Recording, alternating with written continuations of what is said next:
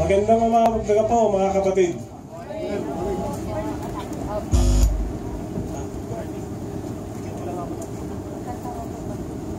Magandang umaga po sa ating lahat. We can take our places as we are about to start. Meron lang po akong isang katanungan sa inyo sa umagang ito.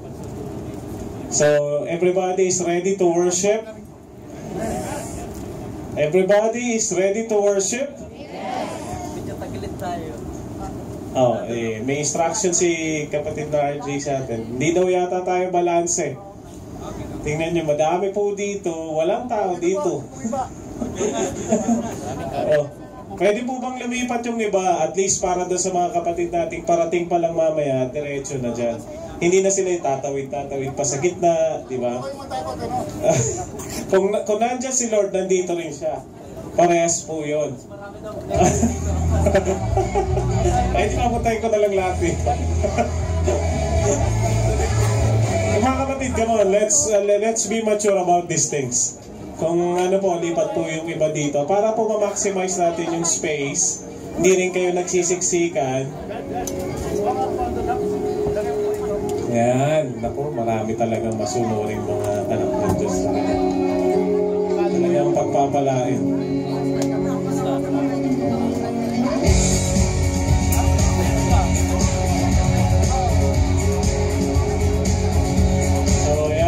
Tapos, i-ano po natin, usod po tayo dito. Para pag nakita ng kapatid natin ng bago nating diretso po agad, hindi na tatayo.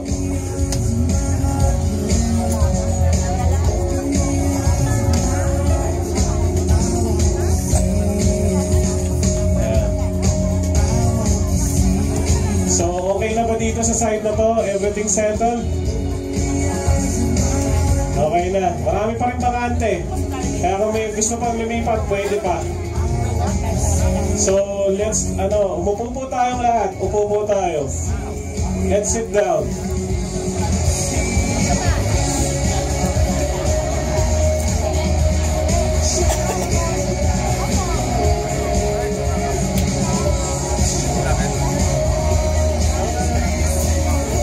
Okay? May isang tanong lang po ako sa inyo. I have one question to some people. Yung may volunteer to answer, pwede din namang tatawagin ko na lang. Sige. Okay na ba? Pwede na tayo mag-start?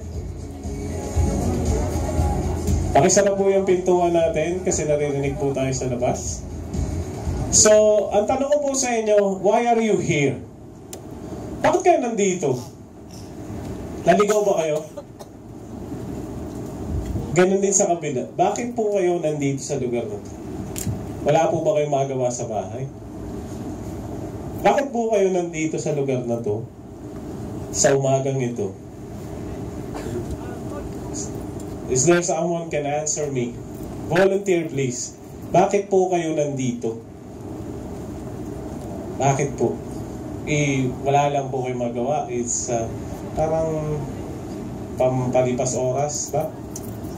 Or naligaw, or napilitang sumama sa nagyayaya, or may gustong makita dito.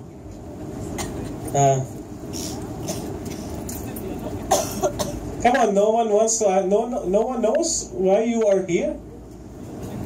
Walang, ayan pala si kapatid ni Chris. Okay, nandito po ako dahil wala ko ron. So, unang-una. Hindi, pero ang totoo po, kung bakit tayo narito kami ng asawa ko, para po, siyempre, makinig ng salita ng Diyos at saka magpasalamat din po sa Kanya. At saka maka-fellowship yung mga kapatiran natin. Marami pa pong dahilan Baka minsan makita natin yung demonstration ng Panginoon dito sa oras na to.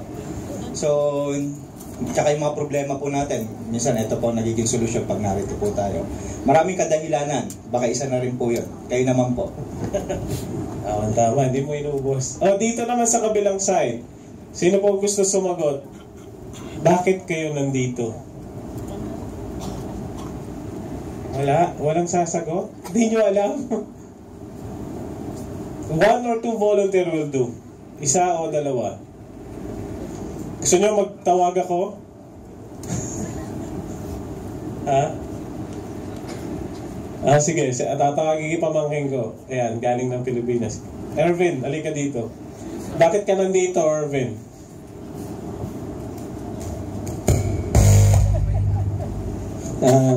Nandito po ako, kasama po yung family namin para po maibalik po yung pasasalamat sa Panginoon natin, para po mapapurihan siya, mas maitaas po yung pangalan niya. And because He deserves everything. He deserves all our praises. Yun lang po. Meron pa? Sino pa? Isa pa?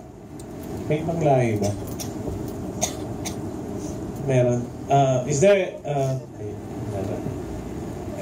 another volunteer? Why are you here in this place? Sige, ate. Ate Elsa. Nandito po ako dahil para makapakinig ng salita ng Diyos, saka magpasalamat sa Kanya sa mga blessing, at saka para mapurihan siya. Amen. Dito, isa na lang. Dito, sagad na sagad.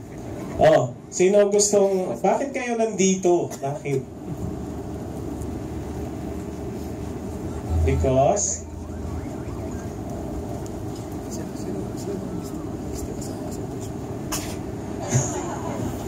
we need to see Justin and Kelly.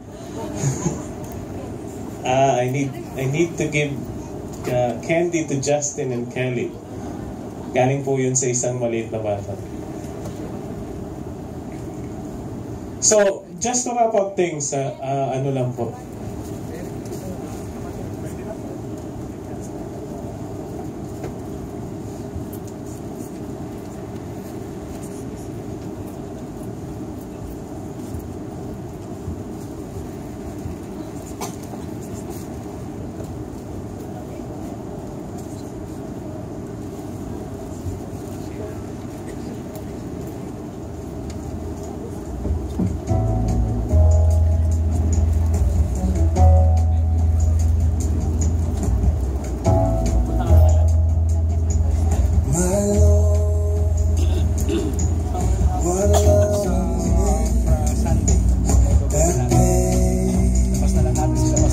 Sun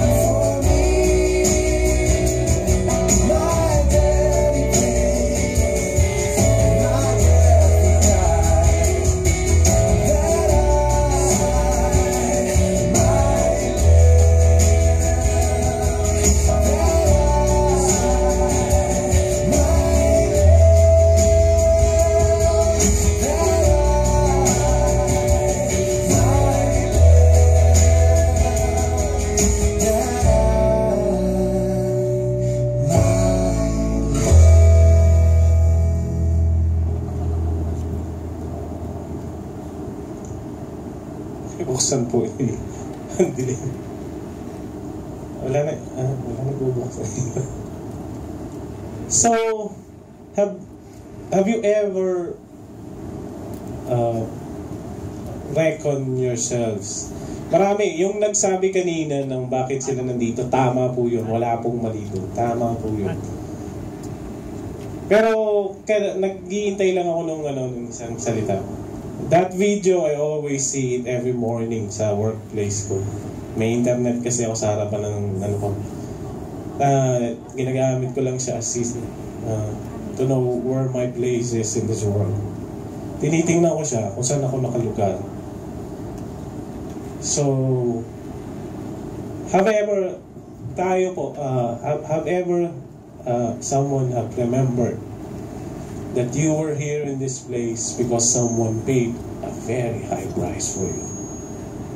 Someone did what you were supposed to take. Ibig sabihin, someone took the punishment for you. Marami po sa inyo, lalo na sa mga trabaho natin, pag tayo napapagalitan, pag hindi natin kasalanan, masama ang loob mo.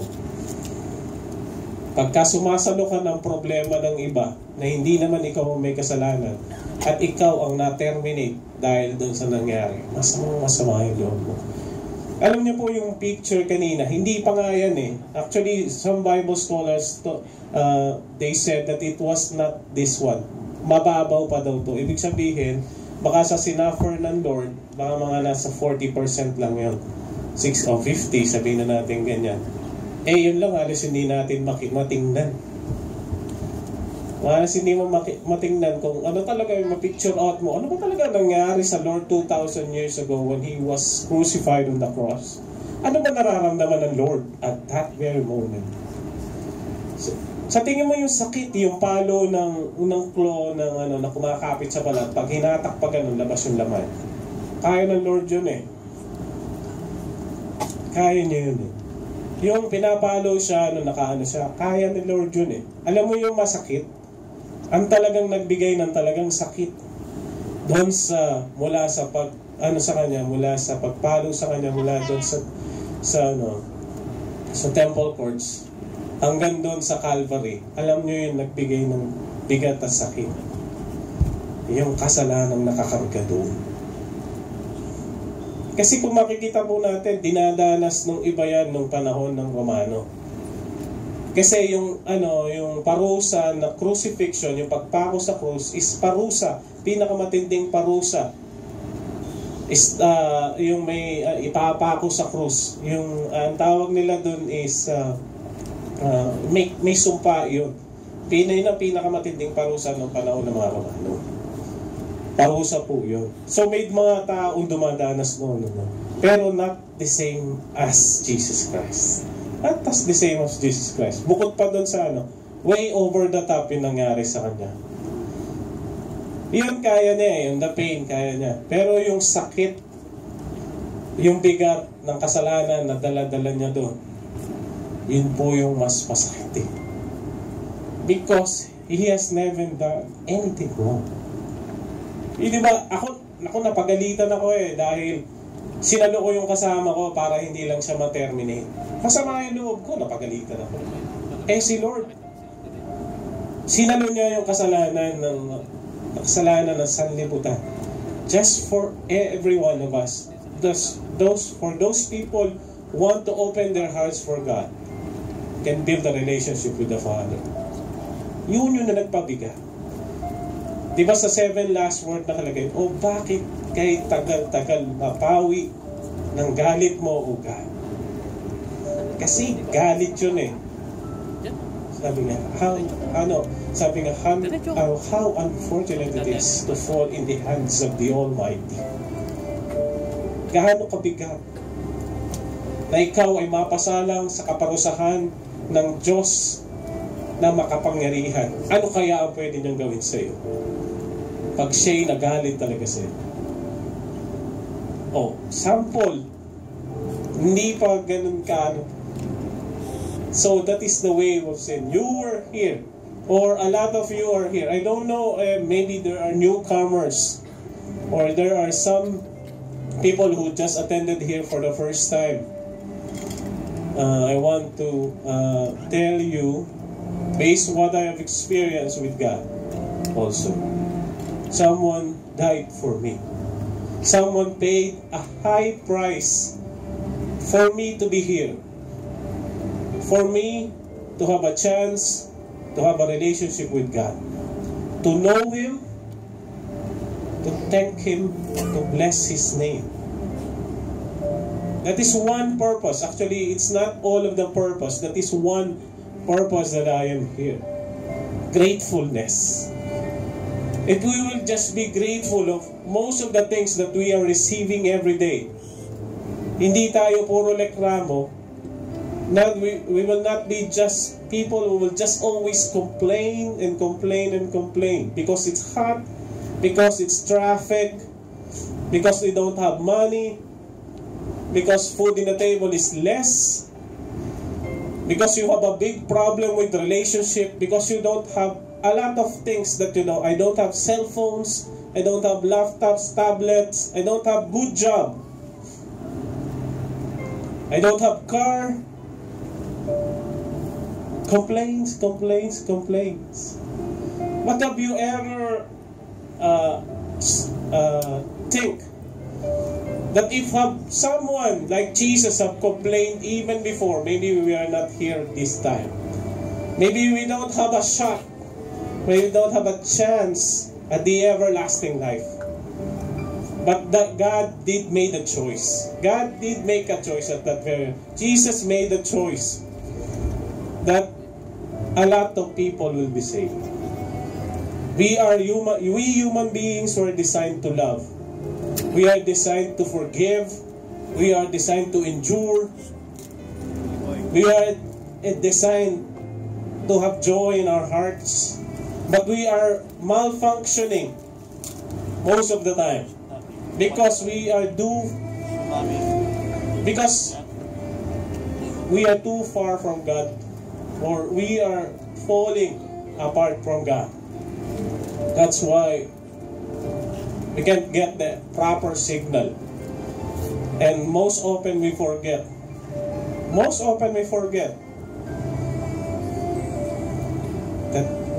That God, like Him, offered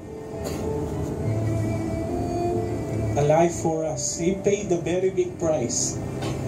Kumbaga, if we are talking about death, there will be no death like can be paid in a system like that. They paid it with life. Buhay ang kapalit. So, just for today, let us reflect. Let us put ourselves back. Where are you right now in God? Where are you right now in God? And what God have done in your life for you to be here? Is there enough reason for you to be here that God has given unto you? Have you ever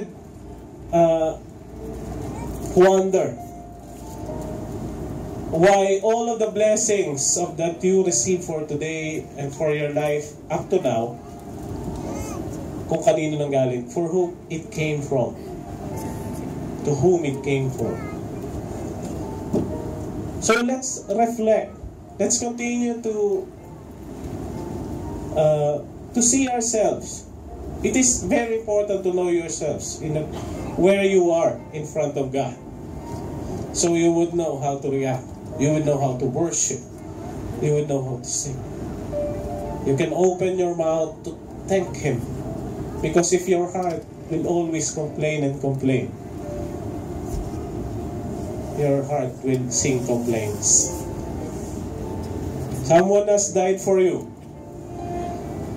Amen? You don't believe?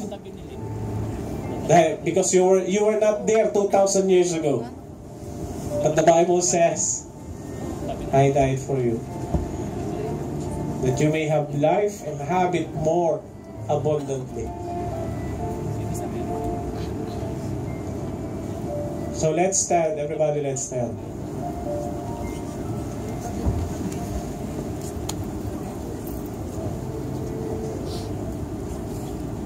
Let us pray. Oh Lord Jesus, we come to this place to honor, to worship you, to magnify your name. Because you have done a very big sacrifice, oh God. You offer your life, oh God. And we know on that particular day, oh God, when you made the decision, oh God, for man to have a chance, oh God, to have a deeper relationship with your Father, oh God. Now we know, oh God, you have made the right choice, oh God. And may we always, oh God, remember that you will always be here for us. Your love, your blessing, your grace, and your mercy.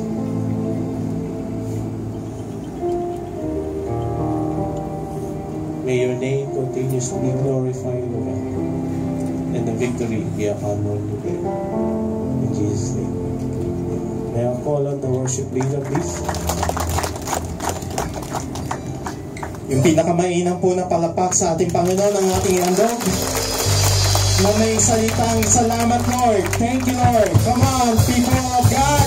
Let's praise our living God. Hallelujah!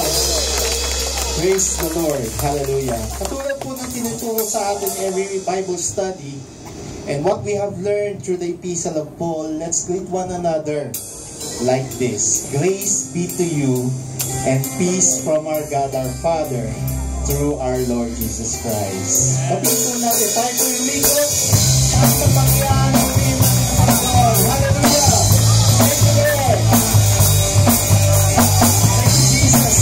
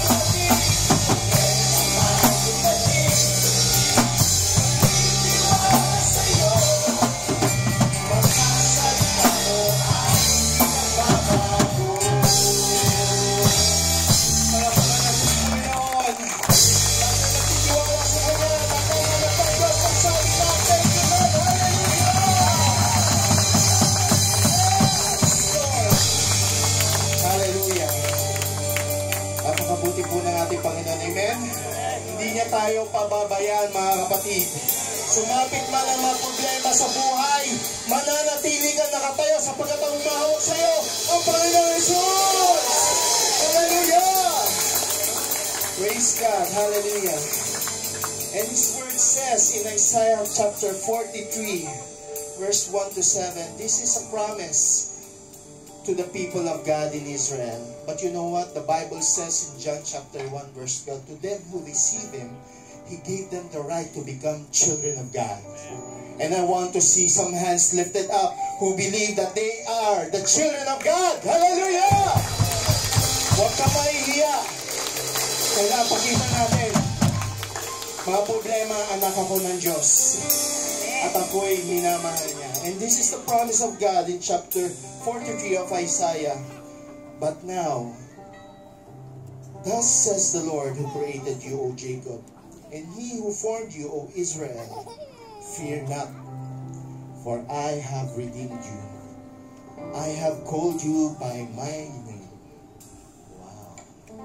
Kaya kanina, nagtatanong si Kuya Eric, bakit ka nalito? Isa lang ang sagot ng Biblia. We were called by His name.